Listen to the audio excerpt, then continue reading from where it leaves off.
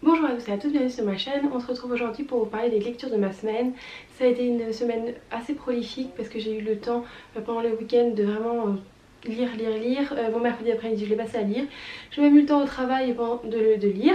Donc voilà, ça fait un total de 3 romans et 3 petits mangas. Donc je voulais vous en parler. Encore une fois, j'ai les références sur Babelio et je mets des notes. Donc comme ça je pourrais avoir les notes que j'ai mis. Voilà, alors on a commencé cette semaine par les mangas parce qu'en fait dans mon école ils faisaient une vente de livres pour qu'on puisse payer des plantes à l'école. Donc les élèves ont ramené des livres et moi j'ai vu ce petit coffret de en scène, j'ai pas enlevé de ce fait plastique, où dedans il y avait les 3. Le tome 1, le tome 2 et le tome 3. Donc elle le vendait à 2 €. Donc j'ai sauté sur l'occasion parce que je l'avais déjà vu passer et j'avais très envie de les lire. Depuis la série, comment elle s'appelle, Pretty Things, j'avais envie de lire des choses sur la danse. En tout cas c'est un domaine qui m'intéressait. Et en fait c'est marrant mais je pensais pas aimer autant. J'ai trouvé ça super chouette, j'ai trouvé ça divertissant, j'ai trouvé ça très rapide à lire par contre. Et en fait ça m'a énormément plu, que ce soit le tome 1, le tome 2 ou le tome 3, j'ai beaucoup aimé. En fait c'est l'histoire d'une jeune fille qui voit sa voisine danser lors d'un ballet. Et elle se rend compte qu'elle aussi elle a envie de danser comme elle. Et du coup c'est toute son histoire de comment devenir une ballerine, en fait une professionnelle. J'ai trouvé ça super bien. Je trouve que les dessins sont super bien faits. On ressent les mouvements de la danse dans le trait de la mangaka. Franchement, tout ça pour vous dire que j'ai beaucoup aimé et que je reviens tout juste là de la FNAC et j'ai acheté le tome 3, 4 et 5. Donc voilà, on va voir si ça me plaît toujours. Et voilà, donc c'était une très belle découverte. Dites-moi en commentaire si vous connaissez des mangas. Là je crois que c'est un... Comment ils appellent ça? C'est pas un shoujo parce qu'il n'y a pas d'histoire d'amour. Mais je connais pas exactement le... C'est pas un shonen parce que je crois que c'est les combats. Je connais pas exactement les appellations, donc n'hésitez pas à me le dire en commentaire. En tout cas, je suis très contente d'avoir fait cette découverte grâce à une de mes élèves. Et j'ai envie de continuer la série. Je crois qu'il y en a 13 ou 14. Donc j'ai très envie de me les procurer. Je regarde sur Vinted en ce moment. Et il y en a qui vendent la série entière, mais vu que j'avais déjà lu les 3 premiers tomes. Bref, je me suis fourni le tome 4 et le tome 5. Et je vous en tiendrai au courant de la suite. Donc ensuite on passe sur un tout autre registre. J'ai lu de Franck Tillier, Il était deux fois. Donc je sais pas si vous le savez mais moi j'ai commencé à lire régulièrement, enfin je lisais depuis longtemps. Et avant ce que je lisais surtout c'était des thrillers, des choses comme ça. Et beaucoup de Maxime Chatham, Franck Tillier et Bernard Minier. Et là du coup j'avais envie de replonger dans un univers, j'avais lu énormément de fantasy. Et là c'est vrai que j'avais envie de replonger dans un univers... plus terre à terre entre guillemets, avec une bonne enquête etc. Donc j'ai eu très envie de lire ce livre. Je sais plus combien je lui ai mis sur Babelio. Sur Babelio je lui ai mis 3 étoiles sur 5. Donc c'était une bonne lecture. C'était franchement assez immersif. J'ai bien aimé l'histoire, j'ai bien aimé l'intrigue, j'ai bien aimé les personnages, j'ai bien aimé le déroulement de l'enquête etc. J'ai bien aimé que ça traitait de l'art. En fait c'est l'histoire d'un commissaire, je sais jamais comment il s'appelle, qui se réveille et en fait il pense qu'il est en 2008 alors qu'en fait il est en 2020. Donc il va essayer de comprendre sa perte d'amnésie. C'est un père qui a perdu sa fille qui a été kidnappée et ça va être la recherche de son histoire, de ses 12 ans passés et de ce qui a pu arriver à sa fille. Et voilà, donc il va, en même temps que lui, on va essayer de rechercher ses bribes de mémoire et puis continuer l'enquête pour savoir ce qu'est devenu sa fille. J'ai bien aimé parce que ça mêlait l'art et le crime et l'art, et c'était toute une réflexion sur la beauté, sur jusqu'où on peut aller pour une œuvre artistique. Enfin, il y avait vraiment une réflexion très macabre, mais que moi j'ai apprécié dans ce récit. Que j'ai trouvé ça un tout petit peu plus difficile de rentrer dans une histoire, une enquête. Mais j'ai trouvé ça bien. J'ai mis 3 étoiles sur 5, c'est une bonne lecture. Mon autre lecture ça a été Les Nouvelles Vagues, c'est le tome 2. Le premier, est-ce que vous vous rappelez comment il s'appelait? Moi j'ai oublié. C'était Romance, voilà c'était Romance de Arnaud Catherine. Le premier tome a été un vrai coup de cœur et du coup j'attendais cette sortie avec impatience. Et j'étais à la FNAC, j'ai une carte cadeau par mon travail et je l'ai vu et je l'ai tout de suite acheté. Et une fois que je l'ai acheté, j'ai fini ça dans la journée et la soirée j'ai pris Les Nouvelles Vagues et ça m'a tellement plu que je l'ai fini dans la soirée. Alors c'est vrai qu'il n'est pas très long, c'est quand même rare que j'enchaîne 2 livres, enfin la fin d'un livre plus un livre en entier en une soirée. Il fait 300 et quelques pages. et j'ai beaucoup aimé. Pourquoi? Enfin, je pourrais en parler des heures de ce livre. J'ai mis 4 étoiles et demie. Oui, parce qu'il y a toujours des choses à redire, on n'est pas forcément toujours content, que ce soit la fin ou les choix des personnages, donc j'ai pas pu mettre 5 étoiles parce que ça n'a pas été non plus exactement comme je voulais, mais ça a été encore une fois une saga, je sais pas s'il y a un troisième tome, mais en tout cas une saga, d'une duologie coup de cœur. J'ai adoré Romance, le premier tome, et j'ai vraiment adoré celui-ci.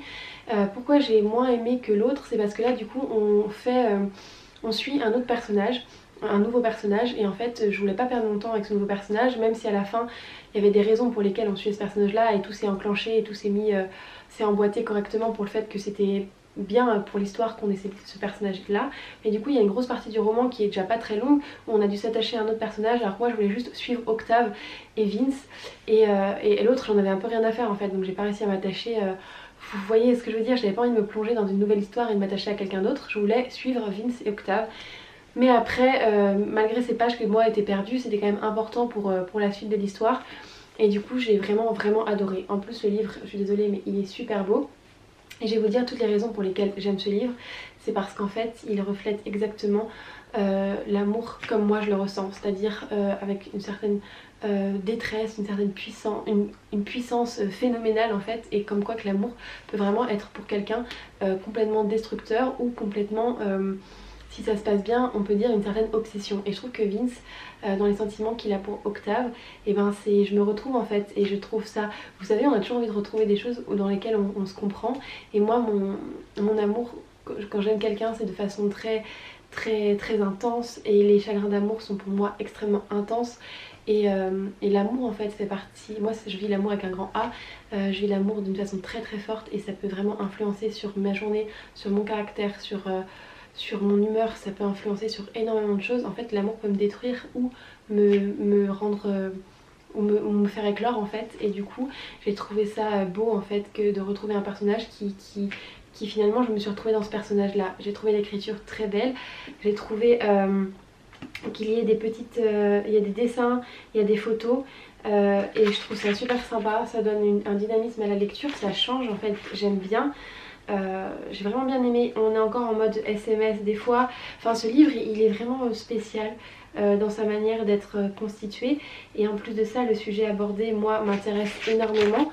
Et en plus de ça je trouve que l'amour est retranscrit d'une façon pure, d'une façon un peu brute en fait. On n'a pas peur d'aimer trop, on n'a pas peur de dire qu'on peut aller très mal par amour et de dire qu'on peut faire beaucoup de choses par amour. De même un peu être un peu foufou, ça, hein. Les gens qui ne comprennent pas ces sentiments aussi exacerbés diront bah certains ils sont un peu zinzins de faire tout ça.